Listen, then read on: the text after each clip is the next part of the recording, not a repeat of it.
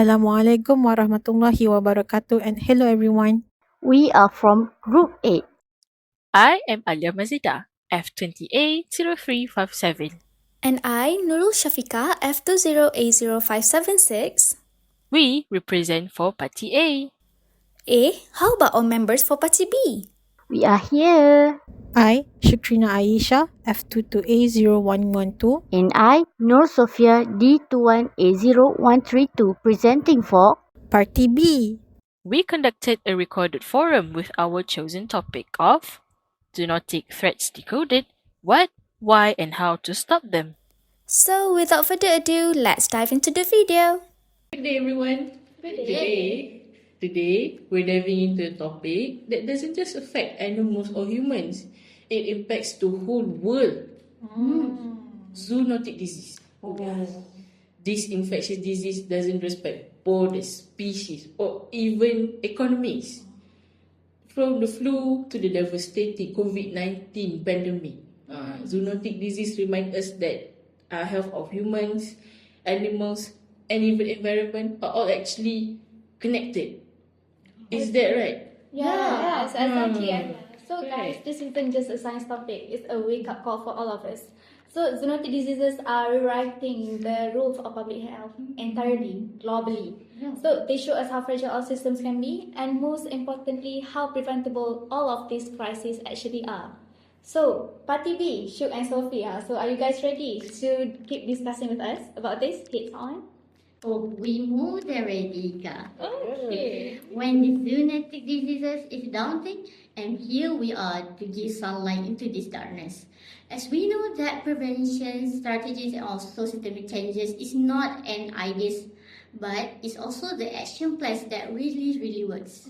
I see. That's right, Sophie. So our goal today is to find a balanced, practical understanding of the topic. One that includes the prevention, systemic changes, and of course, teamwork. Let's get off with Party A's perspective on what zoonotic diseases really are. Okay. Well, zoonotic diseases are actually infections that can jump from animals to humans. They're transmitted through direct contact, contaminated environment, or even vectors like mosquitoes and ticks, to name a few like rabies, Ebola, and of course, COVID-19. Yes, Alya. And the impact, enormous. These diseases don't just make headlines anymore, they change our lives completely. So COVID-19 alone claimed over 6.9 million lives and even crippled our economies.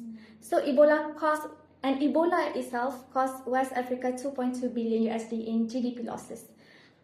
So we can say that these aren't isolated incidents anymore, they are global disruptions.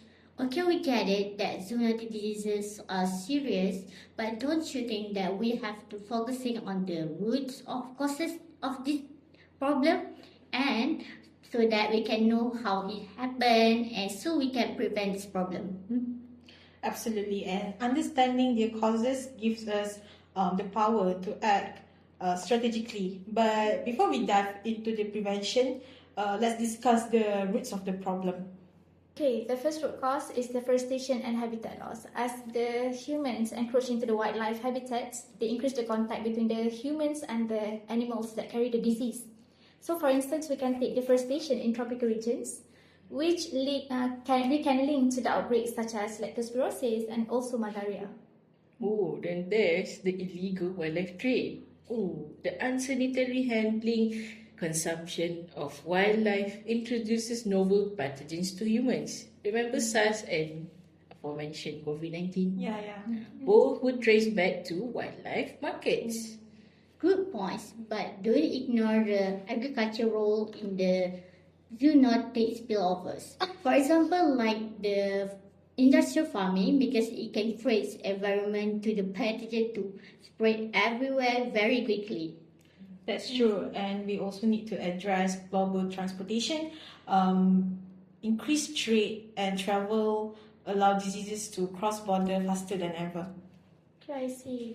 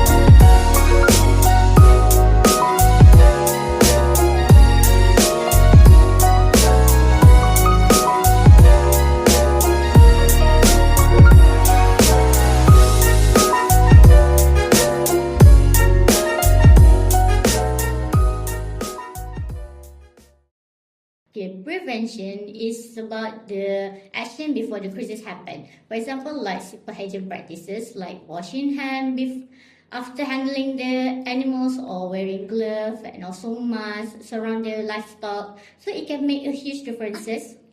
Don't forget vaccination campaigns as well. Rabies, for instance, has been nearly eradicated in some regions thanks to proactive vaccination efforts. Regular health check and also biosecurity measures like isolating new animals before introducing them to herds, also practical steps that farmers can take. Well, those are effective measures, but isn't there a risk that these strategies are only accessible to wealthier nations? What about countries that lack resources? Well, it's true, Alya, but I think that prevention strategies are actually scalable. So by educating the farmers and the communities about the disease risk can indeed is cost effective and can save a lot of lives, even in the low setting area. Yeah.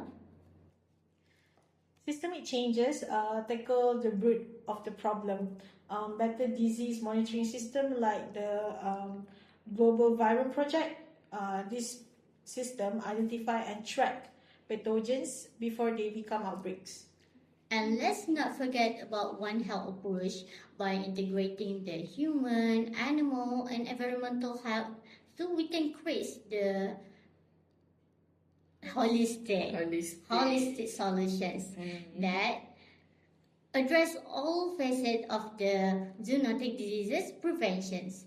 Well, I agree with you, Sophie, but systemic changes does take time and political will. So how do you ensure that all of these initiatives won't fall apart just because of lack of funding or global cooperation? Oh, that's why advocacy and global collaboration steps in. Organizations like the World Health Organization and also Food and Agriculture Organization play a vital role in uniting nations to tackle zoonotic disease collectively.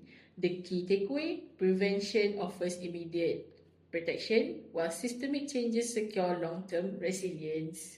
Yes, exactly. And together, they create a sustainable solution to combat zoonotic diseases.